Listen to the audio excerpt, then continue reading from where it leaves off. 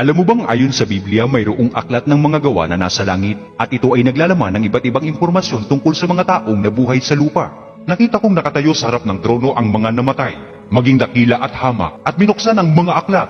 Binuksan ang isa pang aklat, ang aklat ng buhay. Hinatulan ng mga patay ayon sa kanilang ginawa, batay sa nakasulat sa mga aklat. Sinasabi ng Biblia na dakila ka mang maituturing o hamak ka man sa lipunan, hindi maiiwasan ng tao na humarap sa hukuman ni Kristo. Bubuksan ng Diyos ang aklat ng mga gawa kung saan nakasulat lahat ng bagay na iyong ginawa. Papaano yung mga gawang ginawa natin ng lihim o walang nakakaalam? Ano ang sinasabi dito ng Biblia? Sapagkat hahatulan tayo ng Diyos ayon sa lahat ng ating ginagawa, mabuti man o masama, hayag man o lihim. Maliwanag na itinuturo ng Biblia na hahatulan ng Diyos ang mga lihim na bagay na ginawa ng tao. Mabuti man o masama, ito ay masusulat sa aklat ng mga gawa. Doon nakasulat ang bawat lihim na kabutihan, bawat tuksong iyong nilabanan, bawat kasamaan na iyong pinanigan, at bawat lihim na kasalanan ay nakatala sa aklat ng mga gawa. Ito ay isang dakilang katotohanan na wala tayong maitatago sa harap ng Diyos sa lahat ng oras ng ating buhay,